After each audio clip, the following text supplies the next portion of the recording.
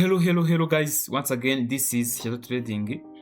Reka turebere hamwe BTCUSD analysis. Turebere iki mu munsi as usual.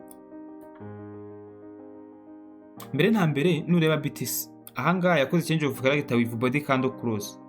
Oh no, yakoze break of structure with body candle close, indicating ko selling pressure iracyari nyinshi cyane.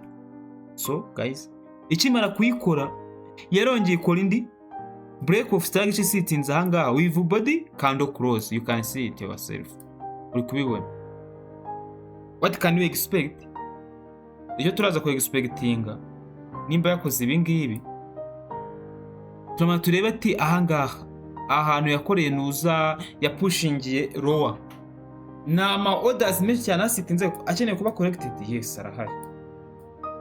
As long as kano gahaye kabaye swept tuzakenera confirmation izuko ihatapinga then yagize kagiye kigaselinga muri iyi bearish fair value gap.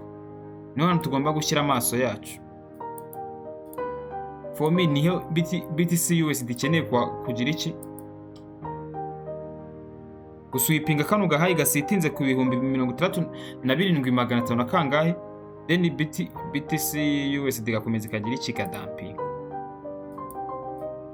up where breaking low isitinze ku 57 iki ibe yagera nibura ku 50 na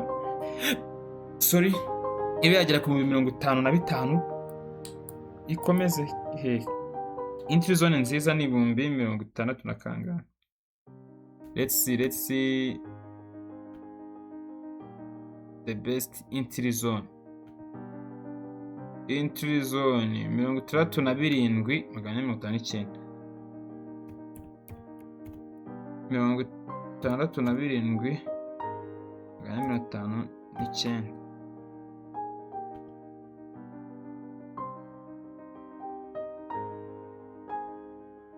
Stop loss 71,352. Stop loss 71,352.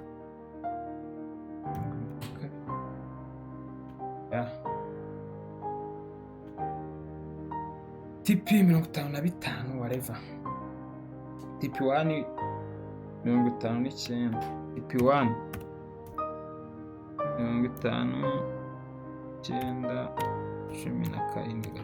jana 13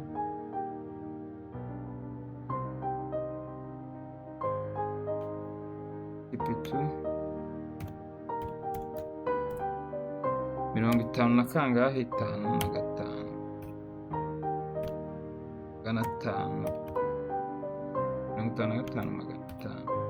ya